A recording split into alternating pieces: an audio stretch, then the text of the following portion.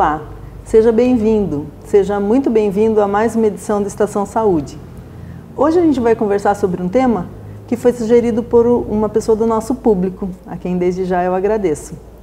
A gente vai falar sobre a principal causa de cegueira irreversível no mundo, o glaucoma. Você sabe o que é, como trata, se você corre o risco de desenvolver essa doença? Quem vai nos conduzir nessa viagem é o médico oftalmologista Dr. Mitsuo Hashimoto.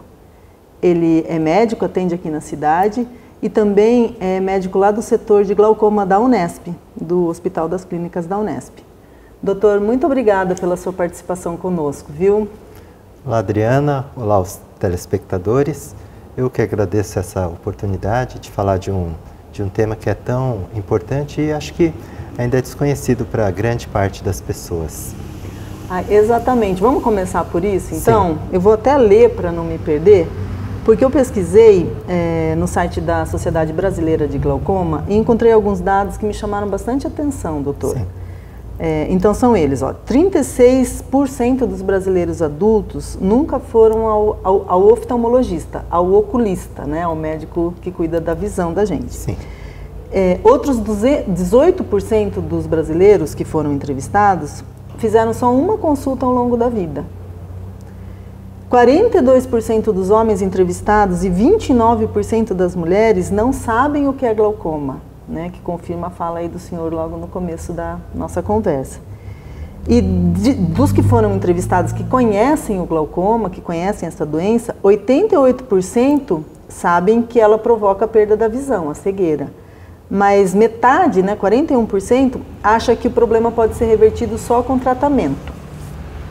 E que atualmente só existe 1 milhão de brasileiros com glaucoma, mas só metade deles, 50% desses, né, 500 mil brasileiros é que estão fazendo o tratamento.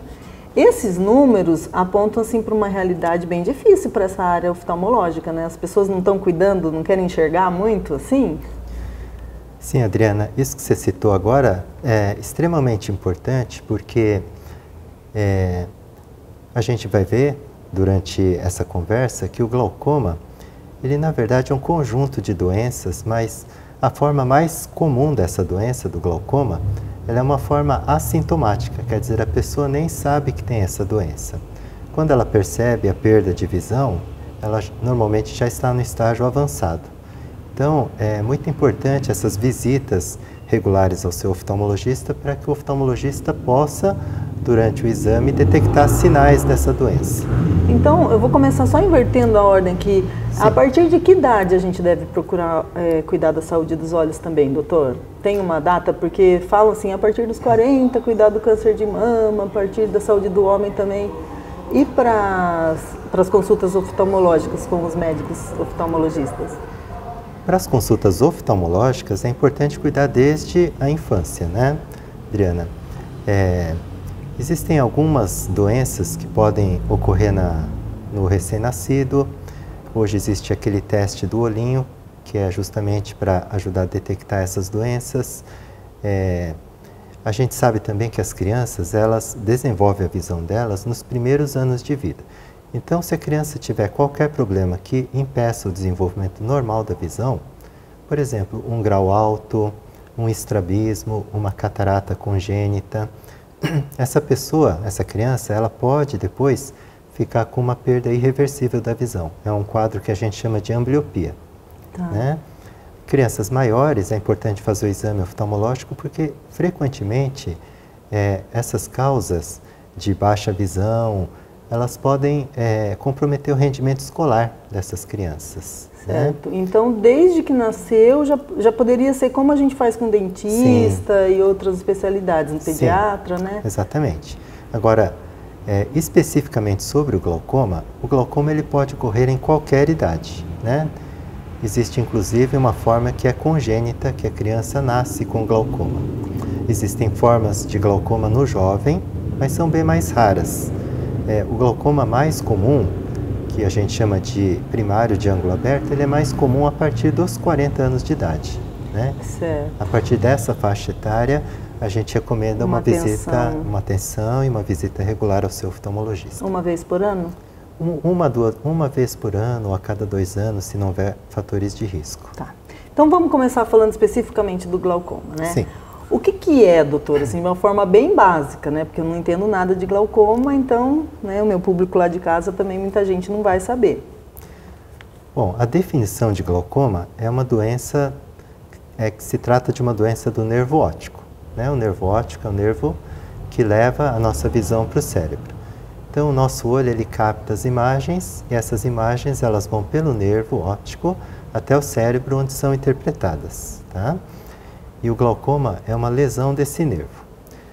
E o principal fator de risco que nós chamamos, né, para essa lesão é a pressão ocular, né, pressão ocular ou pressão intraocular. Por isso, muitas pessoas, elas consideram que o glaucoma seria um aumento de pressão dos olhos. Uhum. Isso está parcialmente correto também, porque a grande maioria dos glaucomas, ele está relacionado com o aumento de pressão ocular. Mas existem algumas formas de glaucoma que ocorrem, né, algumas lesões do nervo óptico que ocorrem mesmo na ausência de uma pressão muito elevada. Porque, só para a gente entender, então, a gente tem a pressão sanguínea, né, que as pessoas sabem, hipertensão, a gente já tem um programa aqui sobre isso, inclusive, né, que varia lá quando a gente come o sal ou menos sal, e essa pressão que é dentro do olho, que não tem nada a ver com essa de fora. Não tem nada a ver. A pressão ocular é uma pressão dentro do olho. Todo mundo tem. Todo mundo tem. E o problema é que existem algumas alterações no olho que podem causar essa elevação da pressão. E essa elevação da pressão, ela está relacionada com a lesão do nervo óptico. Quando existe a lesão do nervo óptico, é que a gente chama de glaucoma. Certo. Para falar assim de uma forma que possa ser entendida pelas pessoas, o nervo óptico, ele é como se fosse um cabo que liga a sua televisão, por exemplo, à sua tomada. Tá? Se a gente descascar o cabo da tomada, o fio, a gente vai ver que ele é formado por muitos fiozinhos, né? No glaucoma, o nervo, ele é formado também por esses fiozinhos. E no glaucoma existe uma perda desses fiozinhos, tá? Que a gente chama de fibras nervosas, tá? A doença leva a uma perda dessas fibras nervosas. Mas aí, pelo que o senhor está falando, é uma coisa que não é assim, você dorme bom num dia e no outro dia acorda e está cego, não enxerga nada por conta disso. Não rompe tudo de uma vez. É progressivo. É uma perda progressiva e normalmente é lenta, né? Existe uma perda lenta da visão e essa talvez seja uma das grandes dificuldades, porque a pessoa só percebe essa perda de visão quando a doença está num estágio um pouco mais avançado. Também porque a perda de visão, ela ocorre geralmente começando pela periferia da visão. Tá? Certo. Então a pessoa não percebe nada na visão. Quando a gente vai, por exemplo, medir a visão de uma pessoa com glaucoma, mesmo que o glaucoma seja avançado, muitas vezes ela apresenta uma visão boa central. Mas se a gente fizer alguns exames, a gente percebe que ela tem falhas na visão periférica. Então é por isso que quando a gente vai, às vezes, no oculista, vou falar oculista porque é assim que a minha avó falava. Quando a gente vai no oculista, a gente faz um exame que tem que ver Eu já fiz esse exame aí, eu já tenho mais de 50, já entrei nesse... Esse exame é chamado campo visual, ou campimetria, e é um exame fundamental, né, no diagnóstico e principalmente talvez no segmento do glaucoma. Certo. Bom, então ela é o que é, né, uma lesão. Uma lesão do nervo óptico. E por isso que o senhor diz que pode acontecer em qualquer faixa etária, ainda que seja mais comum a partir de uma fase mais adulta, vamos assim dizer, Sim, né? Ele é muito mais comum depois dos 40 anos. Certo. Bom, e quais que são as causas? Por que acontece vamos dizer, esse machucado aí, né? Essa lesão no nervo óptico de algumas pessoas e de outras não? O que a pessoa faz alguma coisa que pode evitar fazer ou nasceu para ser assim mesmo? Quais são as causas? Então, essa é uma pergunta um pouco difícil, Adriana, porque na verdade, não existe assim um consenso ou um conhecimento firmado sobre qual o verdadeiro mecanismo, né, que leva a essa perda de fibras nervosas. O que se sabe, por exemplo, com certeza, que a pressão ocular ela é o principal fator de risco. Então, quanto mais alta a pressão ocular, maior o risco da pessoa ter essa lesão, né, e de desenvolver o glaucoma. Agora, existem algumas pessoas que têm a pressão do olho mais elevada e mesmo assim não desenvolvem a lesão, tá? A gente chama essas pessoas de hipertensas oculares. Mas é claro que essas pessoas a gente tem que seguir de perto, porque elas têm um risco de um dia desenvolver a lesão do nervo, né? A neuropatia, tá? E existem algumas pessoas que mesmo com a pressão não tão alta, existe algum fator de risco que às vezes a gente não conhece ainda exatamente como é. Esses nervos eles são mais frágeis e mesmo com níveis de pressão não tão elevados, ela pode ter o glaucoma. Mas doutor, o que faz alterar a visão do olho, a pressão do olho? O que faz alterar a pressão na verdade, é um líquido que existe dentro do olho. Esse líquido é chamado de humor aquoso. Humor aquoso. Humor mesmo? Humor. Desse bom humor, mau humor? Exatamente. O humor ele se refere a um líquido, né? Então o humor aquoso é um líquido que ele circula dentro do olho, tá? Então ele é produzido numa estrutura do olho chamada corpo ciliar. Ele circula dentro do olho, ele tem função principalmente de nutrição das estruturas internas do olho. Ele circula na parte anterior do olho, né? Ele preenche a região anterior do olho que a gente chama de câmara anterior, tá? E esse líquido depois ele tem que sair do olho, ele é drenado, tá? Então é como se tivesse uma torneirinha dentro do olho produzindo esse líquido, ele circula e depois ele tem que sair por um ralo. Por um ralinho. Por um ralinho.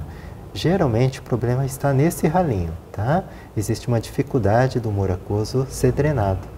Isso leva a uma elevação da pressão ocular. Mas então assim, o que a gente faz no olho, por exemplo, pingar colírio ou maquiagem, dormir maquiada, essas coisas, pode interferir nesse caninho ou é lá dentro esse ralinho? Isso é lá dentro. É bem lá dentro, não tem nada a ver. Não tem nada a ver, as pessoas não precisam se preocupar, tá? Porque não tem nada a ver com maquiagem, colírio, que são coisas externas do olho, né?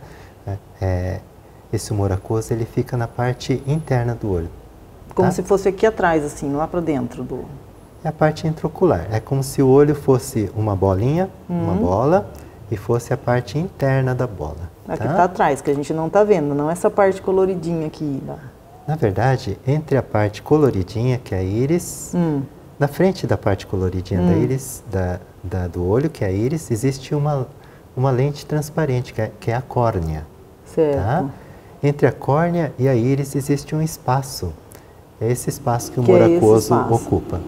Ai, meu Deus, então é perigoso, né? Tem que tomar cuidado do olho da gente, né? Bom, o senhor já falou rapidamente, mas o senhor se referiu a alguns tipos, né, de glaucoma. O congênito, são muitos tipos, dá para falar resumidamente um pouco de cada um? A gente pode classificar os glaucomas de várias formas, tá? Uma é se é congênito, se a criança já nasce com glaucoma, ou se é um glaucoma do adulto, né? Juvenil ou glaucoma do adulto. E esse congênito, desculpe interromper o senhor, mas esse congênito, como que diagnostica? Porque a criança, a gente não sabe se ela está enxergando ou não, né? Sim. O glaucoma congênito ele é relativamente raro, mas ele tem alguns sinais que o médico pediatra, o médico generalista e o oftalmologista, eles precisam ficar atentos. Quando a criança nasce, a nossa esclera, né, o olho, ele é mais elástico. Então, se a pressão estiver alta, muitas vezes o olho da criança ele aumenta de volume. Então, uma criança com glaucoma, quando uma criança tem um olho muito grande, por exemplo, a gente tem que suspeitar de glaucoma. Pode investigar? Tá? Tem uma investigação que pode ser feita já? Tem que ser encaminhado então, a um oftalmologista. Também podem ficar atentos, né? Sim. Assim, sem ficar desesperados. Sem ficar desesperados, mas é importante passar por uma avaliação oftalmológica.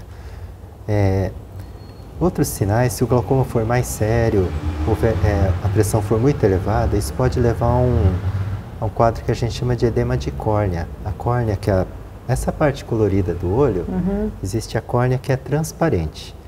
Se a córnea tiver edema por causa do aumento de pressão, a córnea fica azulada. Certo. Tá? Outros sinais, como lacrimejamento, crianças que não suportam claridade, são outros sinais que chamam a atenção. Crianças que não suportam a claridade ficam com os olhos sempre fechados. São sinais que devem chama a nossa atenção, que são suspeitos para glaucoma. Certo. E aí procura um encaminhamento para um especialista? Sim, para um oftalmologista. Tá. Daí tem o juvenil, que o senhor estava falando, né, antes de eu interromper. Sim, o juvenil seria como o do adulto, só que ele se desenvolve mais precocemente, né, no jovem. E mulheres e homens têm igualmente glaucomas ou um dos gêneros é mais vulnerável? Não, os dois têm igualmente glaucoma. Mas existe uma pequena diferença, ou uma diferença, no tipo de glaucoma, tá? O glaucoma mais comum é o chamado glaucoma primário de ângulo aberto, que é um glaucoma em que a pessoa não tem sintomas, né? Esse glaucoma é mais ou menos meio a meio, tá? Não existe muita diferença entre homens e mulheres. Existe um tipo de glaucoma, é uma outra classificação, que é chamado de glaucoma de ângulo fechado. Esse glaucoma ele é mais comum em mulheres, tá? O que seria o glaucoma de ângulo fechado? Então a gente comentou que existe esse espaço entre a córnea e a íris, que é chamada de câmara anterior. Quando a íris fica muito próxima da córnea, a câmara anterior ela fica mais rasa, né? E não sei se dá para entender, mas a íris fica muito próxima do ralo, tá? Tá. Esse ralo a gente chama de seio camerular, é onde tem as estruturas do ralo, tá? Se a íris fica muito próxima desse ralo, a íris pode encostar no ralo e pode aumentar a pressão. Certo. Tá? Quando existe esse fechamento do ângulo, assim, é chamado de ângulo fechado, tá? Tá. Então, as mulheres, elas têm mais risco para esse tipo de glaucoma. Esse glaucoma, esse pode dar sintomas, tá? Se a pressão, por exemplo, se houver um fechamento abrupto, agudo, pode existir um quadro que é chamado de glaucoma agudo, tá? A pressão sobe rapidamente, a pessoa pode ter uma crise de dor. Tá. Esse, no olho? No olho. Além de baixa da visão, o olho inflamado, vermelho, muita dor, tá? Esse tipo de glaucoma de ângulo fechado é um glaucoma que pode ser sintomático. Né? E esse talvez seja até mais fácil, né? As pessoas estarem atentas, porque ninguém gosta de sentir dor, né? Sim, a questão esse com certeza rosto, a pessoa, né, vai procurar ajuda. Vamos falar do outro então. Como que, na experiência clínica daí, né, a senhora vai ter que dizer, né? Como que chegam os pacientes assim, né? Eles chegam com alguma queixa ou às vezes é por acaso mesmo que eles resolveram assistir uma reportagem na TV Câmara e aí uma entrevista e resolveram fazer um check-up lá no oftalmologista? Então, Adriana, esse tipo de matéria eu acho extremamente importante para informar as pessoas. Mas a maior parte dos diagnósticos de glaucoma, ele é feito durante uma consulta oftalmológica de rotina.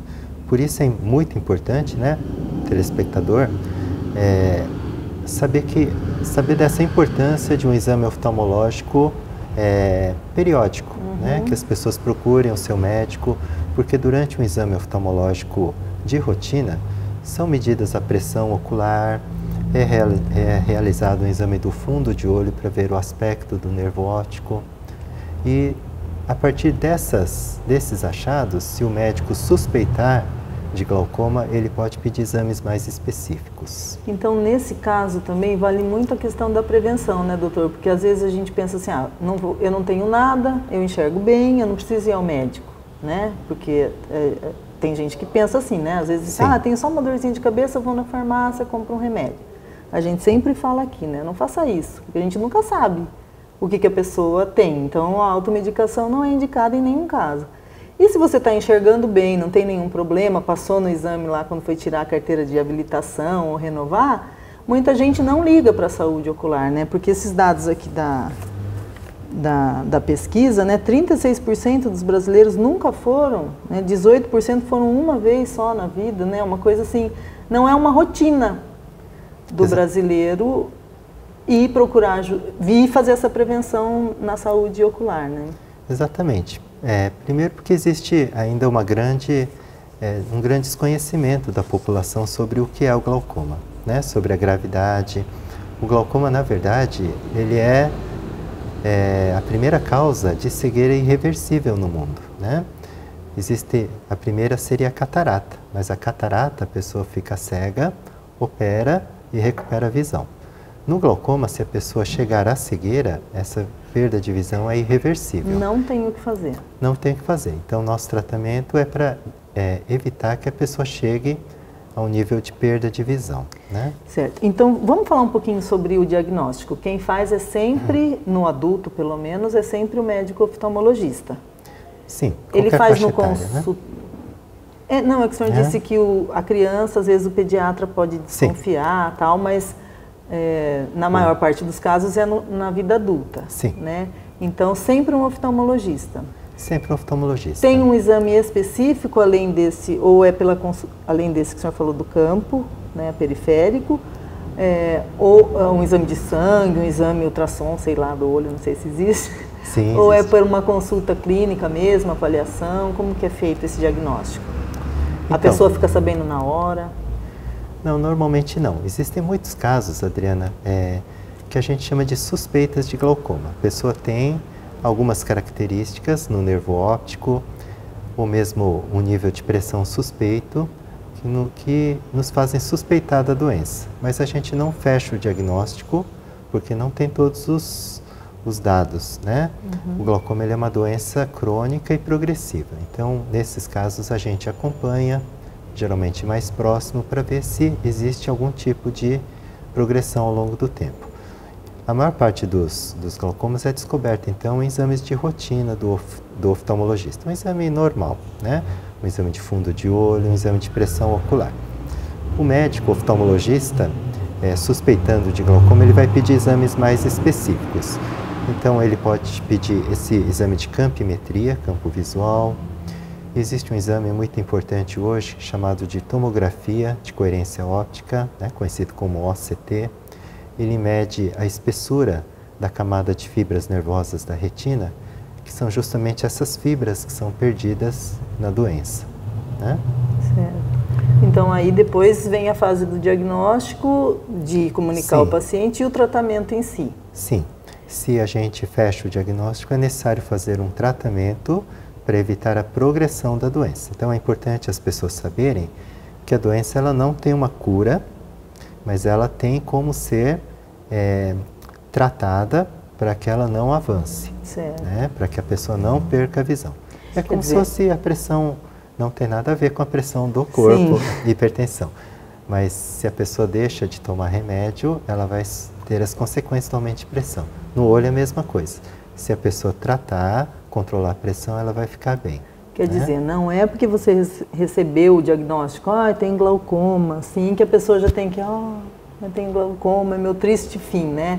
Tem que fazer o tratamento certinho. E o tratamento, ele é previsível, assim, ou em alguma porcentagem dos casos é irreversível mesmo, depois que desencadeou? Não sei se... Sim, existem algumas formas de glaucoma que são mais difíceis de tratar. A gente não citou aqui, mas existem alguns glaucomas que eles são relacionados a outras doenças, tá? Esse glaucoma que a gente comentou até agora é um glaucoma que a gente chama de primário. Está relacionado com a própria doença. Está relacionado com a própria estrutura do olho da pessoa. Mas existem alguns glaucomas que estão relacionados com algumas alterações oculares.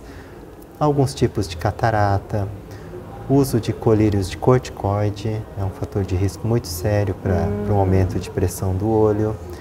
Alguns tipos de glaucoma relacionados ao diabetes, né? Que aí ele seria secundário a uma doença. Exatamente. Ele não é a doença, ele é uma consequência de uma outra doença ou de uma outra condição. De uma condição, tá? O tratamento vai ser sempre reduzir a pressão ocular. Esse ainda é o único tratamento conhecido para o glaucoma, né? Agora, a forma de reduzir a pressão vai variar de acordo com o quadro do paciente. Mas aí inclui medicamentos e colírios, talvez? Normalmente, a primeira linha de tratamento é com medicamentos, uso de colírios, tá? Pode ser também feito um tratamento com laser. Existem alguns tratamentos com laser para tratar o trabeculado, que é essa região do ralo do olho, né? Em casos em que a doença progride mesmo com tratamento medicamentoso, é necessário fazer a cirurgia. Doutor, e a questão hereditária Por exemplo, numa família Sim. tem pessoas que tiveram, eu tenho mais fatores de risco. Existem fatores de risco para o glaucoma ou não? Existem. Esses fatores de risco são muito importantes do médico avaliar na hora que faz a consulta do seu paciente com glaucoma, tá? Então, o fator hereditário, a história familiar é muito importante. Se a pessoa tiver familiares com glaucoma, o risco dela é maior, tá? A raça negra também é considerada um fator de risco. Pessoas da raça negra têm um risco maior de ter glaucomas mais severos. É importante, se a pessoa for da raça negra, investigar o glaucoma, tá? Um outro fator de risco que a gente pode ver durante a consulta são pessoas que têm a córnea fina, né? Isso é considerado também um fator de risco, tá? Para o glaucoma de ângulo fechado, pessoas que têm hipermetropia mais elevada, mulheres têm mais risco, né? Mas tudo isso pode ser avaliado durante uma consulta oftalmológica. Não existe prevenção para evitar a doença, né? É bom que isso fique claro, mas existe uma prevenção para evitar que você, né, o telespectador, ele tenha uma piora da doença e possa ter perda da visão. Ou só comece o tratamento e faça o diagnóstico quando já está mais avançado e aí... Porque assim, isso é uma dúvida que eu fiquei quando o senhor falou. A cegueira é irreversível. Mas se eu comecei a desenvolver, assim, perdi, vamos por 20% da minha visão. E começar o tratamento, eu recupero esses 20% ou para nisso eu não perco mais? Para nisso. E o objetivo do tratamento é que a pessoa não perca mais, porque aquilo que foi perdido não pode ser recuperado no glaucoma, porque se trata de uma lesão do nervo, e o nervo ele não se recupera. Ainda não tem como consertar, assim, fazer um... Ainda não tem. Mas tem como tratar para evitar que a pessoa continue perdendo e preserve a sua visão. Certo. Tá? Doutor, e quem usa lente de contato, assim, tem algum risco por causa de... as pessoas falam muito de higiene, de dar infecção, essas coisas.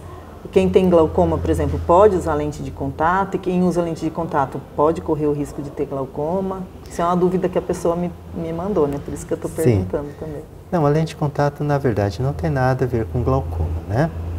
A lente fica sobre a córnea. É importante aqui, é bom aproveitar esse espaço também para falar que a lente de contato, é importante que a pessoa faça adaptação com o médico oftalmologista, né? As pessoas muitas vezes compram a lente em lojas, em sites e não fazem o acompanhamento adequado com o seu oftalmologista. Então essa pessoa tem risco de outras doenças, infecções principalmente, ou mesmo até de uma alteração da curvatura da córnea. Mas isso não tem nada a ver com o glaucoma em si. O senhor falou dos colírios, né, com corticoides. Eles são vendidos sem receita médica? Os corticoides são vendidos sem receita médica. Existe hoje um controle sobre antibióticos. Então. Mas os corticoides ainda são vendidos. Então, e aí tem gente que às vezes tem um outro problema na vista, né, na visão, no olho, e aí compra na farmácia um desses, começa a pingar. Não tinha nada a ver com aquilo, mas pode acabar... O corticoide ele pode causar tanto glaucoma como catarata, né? Então é um medicamento que precisa ser usado com muito cuidado. Na verdade é um medicamento que é muito utilizado por nós oftalmologistas, mas tem as suas indicações corretas e tem que ter o acompanhamento correto também. Certo. Bom, quem tem problemas de visão, como miopia, o senhor já falou, hipermetropia, astigmatismo ou estrabismo, tem mais chances de ter glaucoma, né? O senhor já falou da hipermetropia, mas vamos encaixar os outros aí também. A miopia ela é considerada um fator de risco também para o glaucoma. Então, pessoas míopes, elas teriam uma chance maior também de desenvolver glaucoma, tá? Certo. Miopias mais altas, principalmente miopias mais altas. Mais altos é quanto? Acima de 5, 6, né? Tá.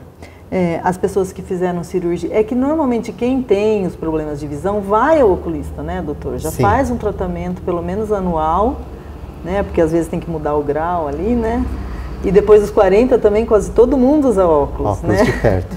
A presbiopia ou a vista cansada. Mas muita gente compra na farmácia também, compra nas lojas, né? O óculos sem ir ao oftalmologista, né? Esse óculos para vista cansada, né? Então, poderia ficar um alerta também, né? De pelo menos uma vez por ano dar uma passadinha, né?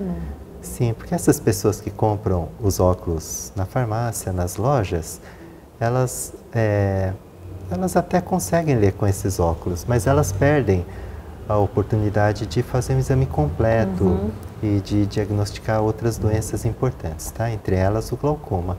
Certo. Doutor, aqui em Botucatu, o senhor Sim. falou que o senhor tem um consultório, né? O senhor atende aqui na cidade, né? A Unimed eu sei que tem uma rede credenciada, a PM tem muitos médicos que tem lá. Na rede básica de saúde também tem o acompanhamento inicial, vamos assim dizer, Sim. né? E aí, casos que são diagnosticados aqui na cidade são encaminhados lá para a Unesp, para o setor que o senhor faz parte? Sim. Na verdade, se o caso de glaucoma for um caso bem controlado com medicamentos, normalmente esses pacientes eles podem ser acompanhados na própria unidade básica de saúde, tá? E é a grande maioria dos pacientes, né? O médico ele faz o tratamento clínico, o paciente fica bem e só faz o acompanhamento. Casos mais complicados são encaminhados para um serviço secundário ou terciário, como o nosso hospital aqui da Unesp. Certo. Nessa pesquisa que eu citei no começo da nossa conversa, fala que só metade das pessoas segue o tratamento. Aqui em Botucatu isso acontece, e por que a senhora acha que isso acontece? É muito difícil o tratamento? Então, Adriana, isso é muito difícil da gente mensurar, mas a gente sabe que muitas pessoas não conseguem seguir o tratamento. Antigamente existia o problema do custo dos colírios, né? A maioria dos colírios para glaucoma ele tem um custo elevado realmente, mas hoje as pessoas elas podem recorrer à farmácia de alto custo. O próprio governo ele fornece esses medicamentos, tá? Outra dificuldade é que a pessoa realmente não tem nenhum sintoma, ela não sente nada e é necessário uma boa orientação do seu médico para saber a importância de estar usando esses colírios, né? Outra dificuldade é que muitos desses colírios eles têm alguns efeitos colaterais, né? Um dos colírios mais utilizados no tratamento de glaucoma, ele costuma deixar os olhos muito vermelhos, né? Alterar a pigmentação em volta dos olhos. Então, tudo isso deve ser muito bem explicado, orientado pelo médico, sobre a importância de se usar esses medicamentos, mesmo com alguns efeitos colaterais. A maioria dos efeitos colaterais, eles são tolerados. Em alguns casos em que o paciente realmente não consegue utilizar a medicação, nesse caso pode ser feito laser, ou em alguns casos é indicada a cirurgia. A cirurgia, então, não é o primeiro tratamento, seria o último mesmo, né? A cirurgia geralmente é o último tratamento, certo, na grande maioria dos casos, tá? Mas existe isso realmente, da dificuldade do paciente seguir o seu tratamento devido a esses fatores.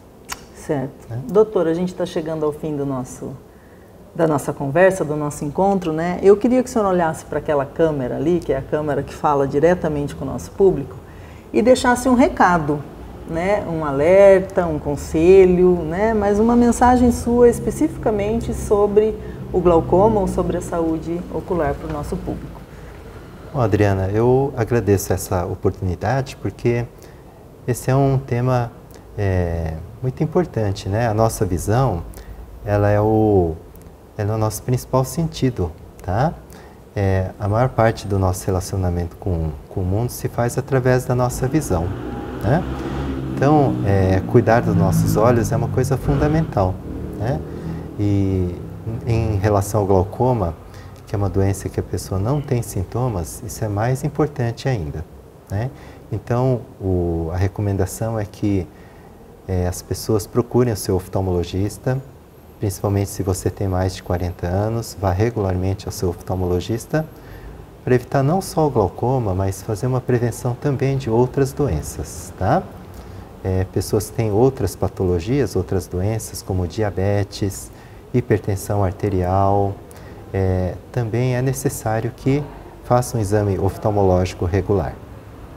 Tá joia. Muito obrigada então, viu, doutor? Eu conversei hoje com o Dr. Mitsu Hashimoto, que ele é médico oftalmologista, trabalha no setor de glaucomas lá da Unesp, do HC da Unesp, e também atende aqui na cidade.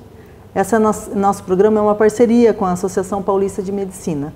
Se você tem alguma dúvida, alguma sugestão, quer mais informações sobre alguma doença ou dicas de qualidade de vida, escreve para a gente.